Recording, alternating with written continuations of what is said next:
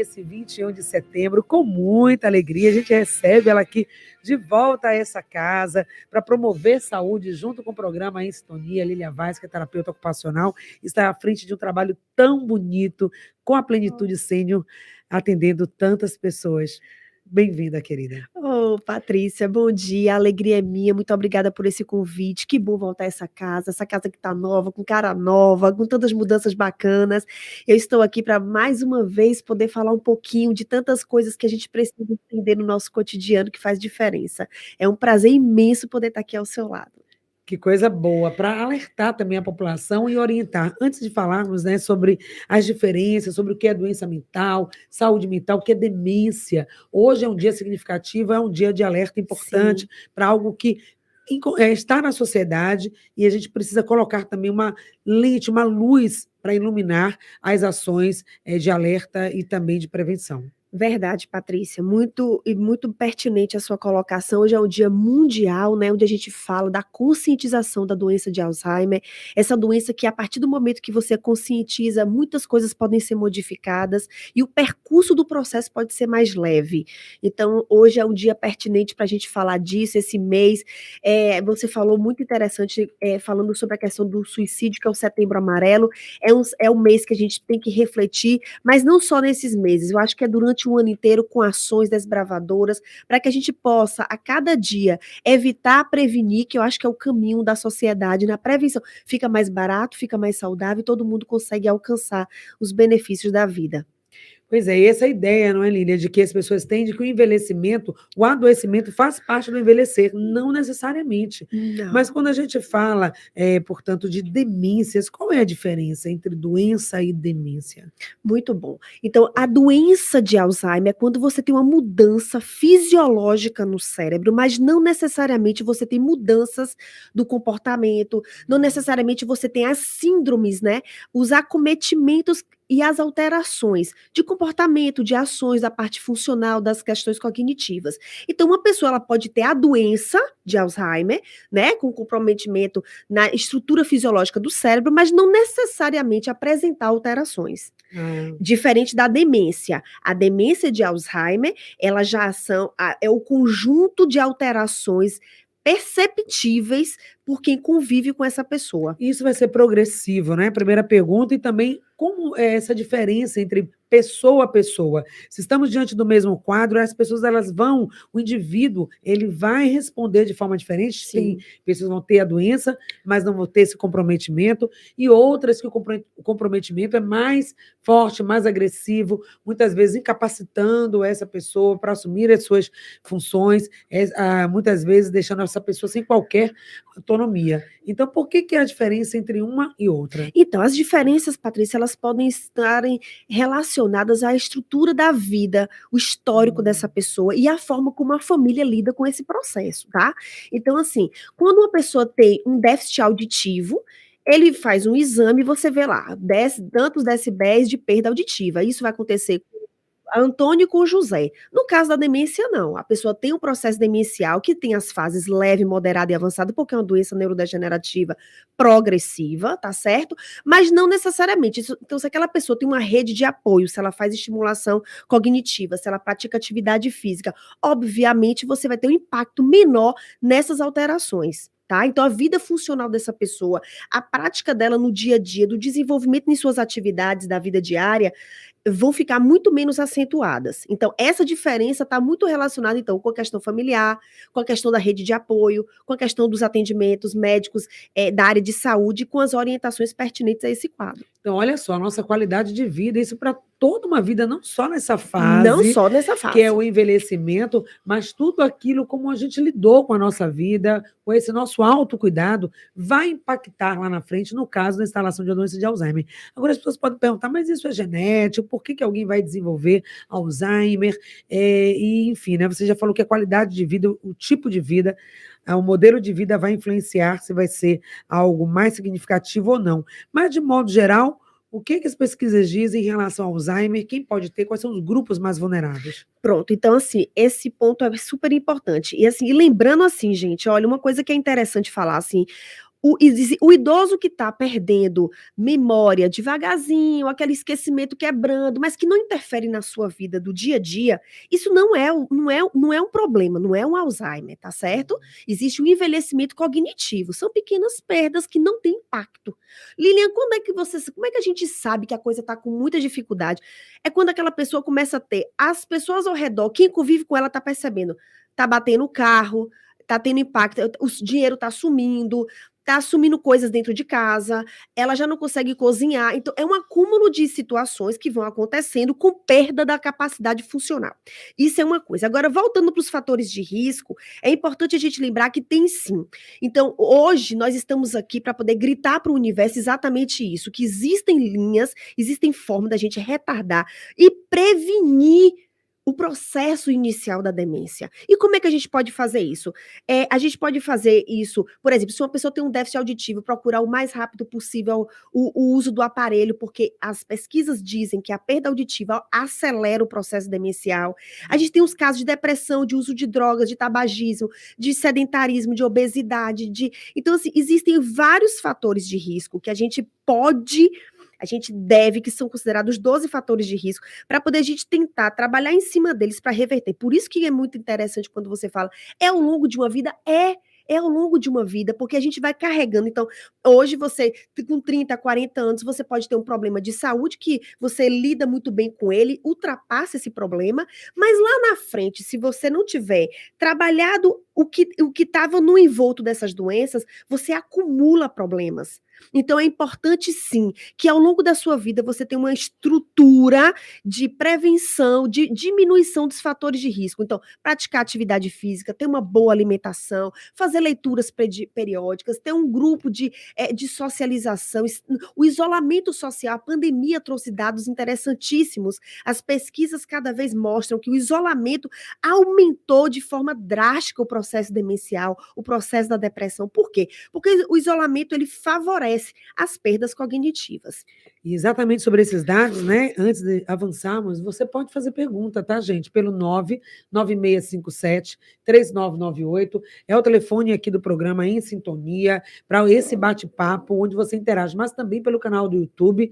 Nós estamos ao vivo no Em Sintonia agora com a Saúde Integral, hoje, nesse 21 de setembro, falando sobre esse dia que foi escolhido pela Associação Internacional de Alzheimer como Dia Mundial de Conscientização da Doença, para fortalecer a divulgação de informações sobre os principais sintomas, formas de tratamento, aconselhamento para os familiares, para toda a sociedade. Então, você pode fazer a sua pergunta e interagir com a gente. Então, com relação aos dados, você disse que a pandemia colocou uma lente de aumento aí sobre a situação, e quais são os dados estatísticos que temos hoje em relação à doença? Pois é, então assim, ó, para começar, é importante que a gente entenda que nós temos hoje, atualmente no Brasil, 70% dos casos de pessoas que já têm a demência não foram diagnosticados ainda. 70%. 70%. Então, imagine o impacto disso no processo econômico e social. A gente tem que lembrar que essa doença, o processo da demência, ela causa impactos absurdos. Então, vamos aos dados aqui, ó. Sim. A cada 3 segundos, uma pessoa está sendo identificada com demência de Alzheimer no mundo. A cada 3 segundos. Então, eu estou falando aqui com você, milhares de pessoas estão desenvolvendo essa doença. Outro dado importante é que hoje nós temos 55 milhões de pessoas com a demência, e em 2050, daqui a 30 anos, que passa muito rápido, nós vamos triplicar esses dados. Então, assim, são dados alarmantes. Então, mas eu não tenho. Então, eu percebo que esse assunto, muitas vezes, passa muito desapercebido nas vidas, nas famílias, no cotidiano que a gente, quando vai conversar a respeito, porque, eu não tenho, então tá tudo certo. Você não tem hoje, mas você pode amanhã ter uma mãe, ter um pai. Você mesmo pode ter, porque o aceleramento, mesmo que a gente tenha expectativa de vida, que hoje a Organização Mundial de Saúde colocou para os 60 anos de idade, mas nós temos hoje um dado alarmante, que você alcança os 60, 70 e 80, mas de que forma? De que forma a gente vai chegar a essa idade, né? Então, eu tô falando de uma Porque doença... não é sobre viver mais e melhor. Viver mais e melhor. E aí a gente vai para os dados, quando a gente fala desses dados estatísticos, a gente tem um dado que é, para mim, um dos dados alarmantes, que quando se fala da questão monetária de dinheiro, 1,3 milhões de dólares por ano é gasto. Por que, Lilian? É gasto esse valor. É gasto esse valor porque você tem medicamentos, você tem fralda, você tem que contratar pessoas, você tem uma série de situações que fazem com que essa doença ela seja absurdamente cara.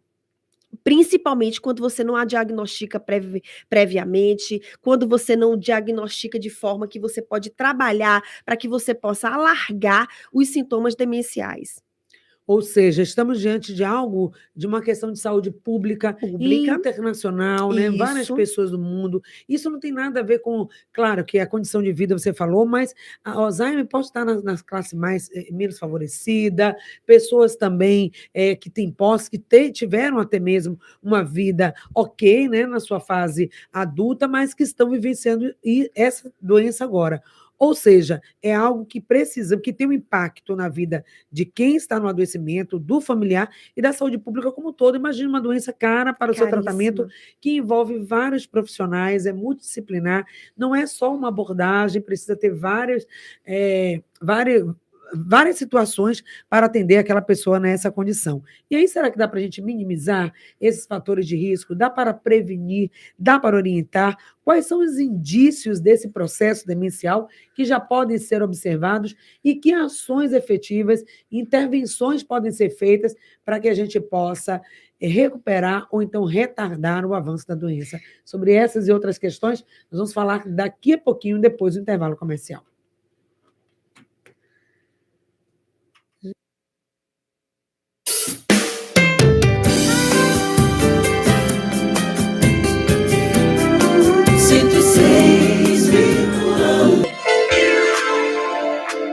Em sintonia. Estamos juntos com você aqui pela 106.1, aqui no Papo Sintonia, em sintonia com a saúde integral, fazendo o nosso papel aqui de ajudar você a entender melhor o fenômeno que é a doença ou a demência de Alzheimer, já vimos agora que há uma diferença, e como diagnosticar. Com esse dado alarmante que até 70% das pessoas que têm a doença pode ser que nunca tiveram diagnóstico e sequer sabem. E como que a gente trata, como é que a gente lida com algo que a gente desconhece, Lilian? Pois é. Então, assim, nós temos inclusive barreiras no processo do diagnóstico. Quais são as barreiras? Pessoas que têm o desconhecimento do processo, têm medo. Existem dados estatísticos que mostram que 50% de pessoas que foram diagnosticadas, muitas vezes, 50% não falaram para um familiar pelo medo, porque uma doença mental, porque ela é de origem mental, né, tá no processo do entorno cerebral, envolve mente, ela faz com que a pessoa fique com medo de falar que tem essa doença pelos estigmas e pelo preconceito que ela vai sofrer da sociedade. E aí, assim, essa percepção equivocada, às vezes até a própria falta de capacitação de equipes no serviço básico de saúde, no serviço até mais avançado, a gente vê pessoas em hospitais que muitas vezes encontram, né, esse paciente que chega lá e você não consegue lidar com ele, né, porque ele tem uma alteração de linguagem, enfim. Então, as barreiras, a gente tem que pensar assim, ó, por que essas pessoas não conseguem alcançar? Existem as pessoas que se bloqueiam, não vão buscar ajuda, acham que é um processo que é passageiro, é por conta somente de um estresse, e aí vai deixando o processo passar. E fora o medo, né, dessas questões de você confrontar com uma doença que é evolutiva, é gradativa e é incapacitante, tá certo? Mas é importante que a gente saiba o seguinte, para a pessoa ser entendida e compreender, eu não vou poder falar aqui de questões de exame, porque não tange a minha área, eu não sou médico, eu sou terapeuta ocupacional, mas assim, existem vários exames de laboratórios, exames de ressonância, de imagem. O médico ele vai fazer uma boa anamnese, vai juntar todos os dados, né, dessa coleta de dados, do que acontece no dia a dia. Assim, eu gostaria aqui nesse momento até de parabenizar os geriatras, que são médicos que têm que ter esse olhar muito amplificado e que muitas vezes não é valorizado, não é buscado, né, para a pessoa que é idosa. Então é importante sim, você tem mais de 60 anos, precisa buscar um geriatra.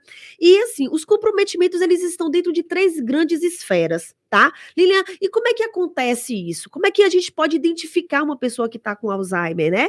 Então, ela pode ter uma alteração funcional, tá? Que está relacionado ao desempenho dela, de poder cozinhar, que a gente divide isso em duas grandes esferas, que é a questão da atividade de vida básica e atividade de vida instrumental. A atividade de vida instrumental, então a pessoa já começa, você observa que ela não consegue lidar bem com as finanças, ou seja, ela vai num lugar, ela não consegue passar um cartão, ela não consegue pagar as contas, ela não consegue gerir economicamente sua vida. A casa, muitas vezes, ela não consegue dar conta de gerenciar a questão de quem que vai fazer a comida, qual é o cardápio de hoje, qual a feira que precisa fazer. Então, assim, ela vai perdendo as capacidades funcionais de gerenciar a sua vida. Então, esse é um dos pontos importantes que a gente precisa entender. Além disso, ele apresenta alterações. Era aquela pessoa, de repente, super alegre, extrovertida, e de repente você vê quadros de apatia, parada. E aí a gente fala, tá com depressão, tá deprimida. E assim, Não tá bem, tá triste. triste. E aí vai passando. Ou aquela pessoa que começa a apresentar sinais de agressividade, de uma irritabilidade, tudo irrita, tudo inquieta, tá agitada, às vezes perambula, sobe, desce, senta, levanta, senta, vai. Aí leva aonde? Leva no psiquiatra, acha que é uma questão. Então, assim, por isso a gente precisa entender muito bem esses processos, que a gente precisa conseguir entender para que a gente possa encaminhar. E tem a queixa da memória. É aquela pessoa que você acaba de falar uma coisa, ela não lembra muito o que você falou, ela começa a se perder em lugares muito conhecidos que ela trafegava antes, então se perde para ir no mercado, vai na padaria, já não consegue voltar. Então você vai percebendo que ela vai tendo alterações. Então são três grandes esferas que caracterizam as alterações do Alzheimer, da demência do Alzheimer, que envolve a questão da capacidade funcional, da alteração de comportamento e das queixas cognitivas, principalmente memória, tá? E aí essa família está observando tudo isso, mas como você disse, às vezes minimiza essa situação, agrega como se fosse algo inerente do envelhecimento, entende que isso faz parte e não toma uma atitude logo, porque se essa intervenção, quanto mais cedo ela faz, a gente tem casos de pessoas que ficaram 20 anos, né, para manifestar, para quando foi percebido realmente que a doença já estava no estágio mais avançado. Há 20 anos atrás, 2 décadas antes, a intervenção poderia ter sido Poderia ter iniciada. sido diferente, poderia Pois ser é. diferente com impacto muito menor. E muda muita coisa na vida das pessoas, né, Lilian? Isso que Muda. estava dizendo, porque uma doença, às vezes, quando ela é mais diagnosticada, problema do coração, uma AVC, você trata, você resolve, mas a demência não, ela vai se arrastando ao longo de uma vida. Isso, e assim, como é importante. Os dados estatísticos mostram também que famílias que estão preparadas, são informadas, são acolhidas dentro desse processo, diminui aquela questão, diminui o choque, a raiva, o medo e a tristeza, dando lugar à segurança e empoderamento. Então, a ABRAS, que eu gostaria de salientar, que é a Associação Brasileira de Pessoas que têm demência de Alzheimer e outras demências e outras doenças, né, que comprometem a questão cognitiva, né, que a gente não só tem a doença de Alzheimer, a gente tem outras doenças, né, e outras demências, mas assim, é importante que a gente acolha essas famílias, é importante ter lugares que elas sejam acolhidas, que os cuidadores sejam bem orientados para poder saber como conduzir. E é muito interessante quando você tem as rodas, por exemplo, do grupo emocional, onde as famílias podem partilhar aquela dor, né? Então, imagine você ter planejado uma vida, chegar aos 60 anos, seu marido com 70, como a gente tem casos e mais casos, e fala assim, poxa, eu esperava que agora a gente fosse pegar tudo que a gente fez, nossas economias para viajar, curtir a vida, descansar depois de uma grande, né, de uma grande jornada, criando filho, trabalhando, e não pode mais fazer isso, porque foi acometido por uma doença, e aí envolve toda uma mudança da estrutura da casa, maca, assim, isso eu tô falando de uma fase avançada, tá, gente? Eu tô falando de uma fase quando o processo já está bem avançado, onde a casa tem que ser toda adaptada, né? Ela perde totalmente autonomia. Pessoas que falam que não vão poder comer mais sozinha, tomar banho sozinha, fazer suas necessidades fisiológicas sozinha, isso. E vai precisar desse amparo o tempo todo. Isso. Porque depois você também não vai poder dizer, mas a gente interna, coloca num abrigo, deve ter algum programa nacional para acolher essas pessoas. Não, não tem. Não Isso tem. é a própria família que vai ter que estar fazendo. Exatamente. E assim, e é interessante a gente entender assim, ó, a gente aproveita já que o tema é saúde, a gente está falando de uma temática importante, mas assim, nós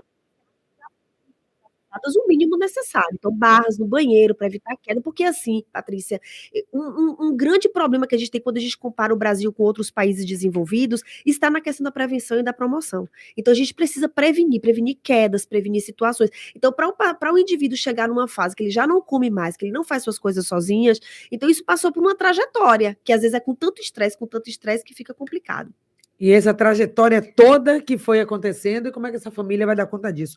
Agora, o que, é que pode ser feito, Lilian, nos âmbitos sociais para reverter essa situação, a questão do governo, políticas públicas, o que, que a gente já tem para assistência à população com Alzheimer, ou também para as futuras gerações, né, já que a gente tem dados aí do crescimento da doença. É interessante você falar isso. Essa catequese nas nossas casas também é importante, né? E falando para os filhos, porque as gerações estão muito diferentes, né, Patrícia? Então, assim, o primeiro ponto, vamos catequizar as nossas famílias e as pessoas que estão no nosso entorno. Em relação às questões das políticas públicas, nós temos aí o Plano Nacional da Demência, que é um plano que a gente precisa colocar para poder acontecer no Brasil inteiro, que ela organiza a rede de atenção básica à saúde mental, fazendo com que a gente identifique inicialmente os processos da demência para fazer o tratamento inicial. Então, se faz o quê? Se faz todo um planejamento, identifica para fazer as orientações, os treinos cognitivos, a rede de socialização, modificação alimentar, porque entenda, uma coisa que é importante a gente salientar aqui é assim, eu não fiz ao longo da minha vida inteira os cuidados da minha saúde, significa que eu não preciso fazer mais. Não, você não fez, não fez. Então, não olha para trás, vamos olhar para frente. A partir de agora, você pode fazer pequenas caminhadas, uma alimentação saudável, mais pobre em carboidratos. Você pode fazer parte da igreja perto para poder fazer parte de alguma atividade que está acontecendo, que tenha leitura, que tenha atividades de pintura, que tenha atividades plásticas, que você possa contribuir, que possa costurar, O que não pode é o cérebro ficar parado, tá? É importante também a gente salientar que quanto mais a gente desempenha as nossas atividades cotidianas, melhor é para o desenvolvimento do nosso cérebro, porque o cérebro é como um músculo. Se você para de utilizar o braço, você fica o quê? Atrofiado. O cérebro é a mesma coisa. Então, a partir de agora, vamos fazer redes de apoio, redes sociais, treinamento de memória, treinos cognitivos, treino de atenção, escrita, leitura, porque dentro dos processos cognitivos que o idoso, quando tem demência, tem, é a perda da linguagem. Ele quer aqui falar, ele troca palavras, as frases não acontecem, ele não consegue nem expressar o que ele quer. Se ele tiver com dor de barriga, ele não consegue dizer que está com dor de barriga. Então, assim, a leitura é importante. E tem uma coisa muito bacana, a música, né? Cantar, participar de rede, coral na igreja. Então, assim, vamos deixar esse cérebro o mais possível ativo para que a gente possa ter menos impacto dentro dos processos demenciais. Então, é importante sim que o plano nacional aconteça, que as redes de atenção básica, que o NAS, PSF, todas as estruturas que a gente tem da rede pública, ela esteja com profissionais capacitados para poder fazer as orientações, criar os grupos de apoio, né? Movimentar as instituições, então a Abras, a gente tem o CREASE, que é uma grande instituição aqui na Bahia, que faz um trabalho belíssimo na pessoa, com a diretora atual, que é a Helena Pataro, que tem um olhar muito diferenciado em relação, né? É um trabalho fantástico que é desenvolvido, então a gente precisa buscar, até porque a doença exige também medicamentos, então você tem que ter as redes de apoio para poder você conseguir os medicamentos, né? Porque são medicamentos caros, então se você conseguir pela rede pública, é muito mais fácil, impacta menos o seu bolso, né? Então, pois é importante que todos, ou seja, é algo que o próprio indivíduo, hoje, cada um, com a sua autorresponsabilidade. A gente fala que a doença de Alzheimer ela vai aí ser mais comum, pessoas acima de 60 anos, não é isso, Lilian? Mas pode ser antes do trabalho de prevenção, começa já na fase adulta, com a sua alimentação, atividade física, estimulando aí a sua capacidade cognitiva, não esperar. Claro que isso ninguém sabe. Tem como a gente identificar, por exemplo, se eu posso desenvolver, se teve caso na minha família, a Ana, por exemplo, está perguntando, é uma doença que ela é ligada à questão genética? Quais são as possíveis causas? Sim, é claro que a questão genética é muito forte, mas graças a Deus, a genética não é mais forte do que as nossas ações. Então, segundo as pesquisas, 80% dos riscos podem ser amortizados, mesmo você tendo toda a probabilidade, porque a mãe e o pai tiveram. Então, assim, com a diminuição dos fatores de riscos que a gente falou agora, ainda há pouco, que é a obesidade, a questão da alimentação, a questão do tabagismo, sedentarismo, tudo isso que a gente falou aqui, que são 12, segundo a Organização Mundial de Saúde, a gente pode sim amenizar, e não necessariamente, você pode até ter a doença, mas ela pode não desenvolver. Tá? Ela pode não desenvolver. Então, o fator genético é forte, existe, é real? Claro que é. Mas as minhas ações, elas ganham um impulso muito maior e se sobressai muito maior do que o aparecimento da síndrome demencial. E como a gente não sabe quem vai estar desenvolvendo, né, essa síndrome demencial, esses sintomas que podem incapacitar essas pessoas, como já falamos aqui, em grau mais elevado da doença, realmente essas pessoas perdem a sua autonomia. O que dá para a gente fazer hoje, agora, o seu idoso, você que é cuidador, você que é uma pessoa idosa, ou tem idosos na família, hoje a população de idosos crescendo cada vez mais, os próprios dados do IBGE apontam isso, esse é um fenômeno mundial, estamos vivendo mais, mas precisamos viver melhor. Então, são coisas na nossa rotina, no nosso dia a dia, né, Lilian? Isso, e a gente pode fazer, então, assim, fazer exame anualmente, se perceber que está com dificuldade, procurar atenção básica para poder falar, ela pode fazer uma triagem, aplicar alguns testes de rastreio, encaminhar para poder, assim, fazer o diagnóstico quanto antes. E você falou uma coisa legal, Patrícia, que foi assim, essa questão da nossa cidadania, né? Aquilo que é CPF, aquilo que é CNPJ, né? Então, assim, eu, enquanto pessoa física, eu tenho um papel de fazer diferente, de programa, de publicar, de divulgar, de ajudar as pessoas que têm e que passam por essas situações. E não só as empresas, não só a atenção básica, não só as policlínicas, não só os serviços especializados, eu, enquanto um CNPJ, enquanto pessoa que tem um serviço especializado de terceira idade, mas assim, eu, enquanto pessoa, então por onde eu trafego, eu tenho essa responsabilidade, porque isso se chama conscientização. Né? É uma consciência social que a gente precisa ter para a gente ter uma vida muito melhor. O mundo, é assim, hoje eu tenho 40 anos, mas daqui a alguns anos eu vou ser idosa, né? Então, assim, que preparo é esse que eu ajudo, né? O que eu consigo instaurar? O que eu consigo plantar nessa horta da vida para que lá na frente eu possa semear, para que lá na frente eu possa colher? Então, isso é um processo individual e coletivo. Pois é, uma questão de consciência. Que sociedade nós estamos entregando, né, para as futuras gerações e já para essa que está aqui, que conforto melhor, que tipo de possibilidades de atendimento nós estamos oferecendo para as pessoas que já estão nessa condição e o acolhimento também à família, que a família acaba também adoecendo junto, com né? certeza. Os dados mostram que as famílias, muitos perdem emprego, muitos diminuem a produtividade, olha o impacto econômico que é isso. E é por isso que no dia 23, agora, sábado, nós estaremos, enquanto Abras, né, movimentando, estamos fazendo toda uma movimentação de cunho social, de cunho envolvendo outras instituições que trabalham com a parte com o idoso, para que a gente possa levantar, fazer um grito, né, para a sociedade, para dizer assim, vamos, venham conhecer o que é essa doença, venham conhecer como é que a gente diminui os impactos, venha para que a gente possa ajudar. Então, no dia 23, às 9 horas da manhã, estaremos na Praça Irmã Dulce, no Largo Irmã Dulce, tivemos o apoio, eu queria até agradecer muito ao apoio das obras sociais Irmã Dulce, que tem chegado junto conosco, né, para poder fazer esse movimento, essa caminhada simbólica, porque com o idoso não dá para a gente fazer caminhadas muito longas, é uma caminhada simbólica com a presença de fanfarra, de profissionais de saúde, onde a gente vai fazer toda uma orientação. Vai ser uma manhã interessantíssima. Quem puder, vá, leve seu familiar, que nós estaremos lá para poder acolhê-los. A partir de que horas, né? Basta chegar, basta chegar, levar a sua alegria, suas dúvidas, suas dificuldades. Nós estaremos lá para poder orientar, teremos o apoio, então faremos a coleta de alguns dados a partir de 9 horas até meio-dia. Pronto. Então, esse momento de celebrar esse dia de conscientização, de alerta, de apoio, mostrar também o que as entidades, as pessoas da área de saúde vão estar lá, orientando, acolhendo, e é um momento também de fortalecer, de fazer também essa troca. Vínculos, né? Pois é, e saber que você não está sozinho nessa luta, existe uma rede de apoio, existem pessoas interessadas, como pessoas físicas, mas também CNPJs, pessoas jurídicas, instituições. A Lília aqui representa uma delas, na Plenitude Sênior, ela vai falar agora um pouquinho nas considerações finais, como tem tem ajudado essas pessoas com programas maravilhosos que nós teremos oportunidade de trazer para você aqui em próximos temas, em próximos encontros.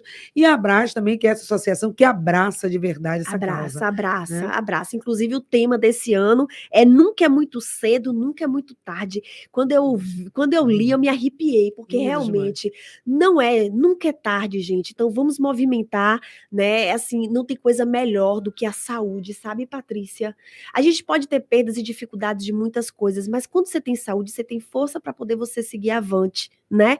Então, a gente precisa ajudar. Os idosos, eles, além de todos os percalços que eles têm da vida, de uma sociedade que muitas vezes não aceita, não tem esse lugar para incluir, a gente precisa fazer esse movimento, sim, para poder agregá-los. E quando tem uma doença, é ainda mais difícil. Então, vamos, crianças, adolescentes, adultos, juntos nesse movimento, porque hoje você está jovem, mas amanhã, se você ficar vivo, você vai envelhecer. E que envelheça com qualidade de vida. Nós estamos, sim, com o programa da Unimed ativa, já estamos aí funcionando, nós já estamos com 110 participantes no presencial, estamos abrindo uma nova turma com mais 100 participantes, onde nossa lista de espera, graças a Deus, já está em 159 pessoas esperando a próxima turma. Então, a gente vai poder vir, sim, poder falar um pouquinho mais desse trabalho, que é a partir dos 60, que é exatamente com o objetivo da promoção e da prevenção, né? Na plenitude, eu trabalho muito mais o processo já da reabilitação, são aqueles idosos que chegam para a gente muito mais debilitados,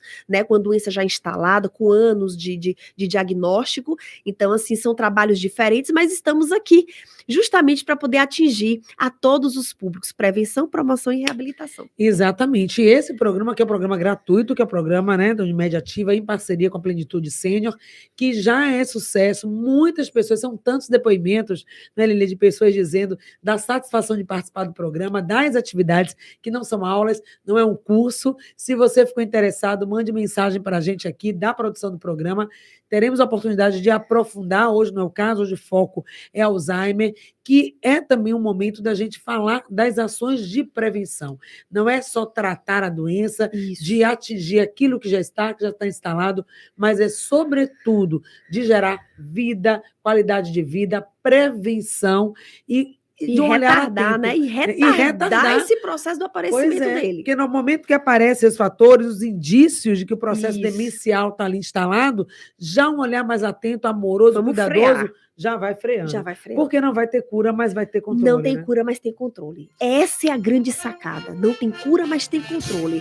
Eu tenho uma doença. Primeiro assumir, né? Primeiro entender, aceitar, porque o aceitar passa pelo processo de luto, chora. É muito difícil realmente o diagnóstico desse. Porém, eu posso ter qualidade de vida, sim, como qualquer outra doença. Tem diabetes, tem tantas outras doenças que o mundo hoje já consegue conviver bem, controlando. Exatamente. Por que não com a demência? Por que não com a demência? Por que não com ela? Por que não? E por que aceitar que a demência faz parte da vida, da terceira idade, da pessoa idosa? Não.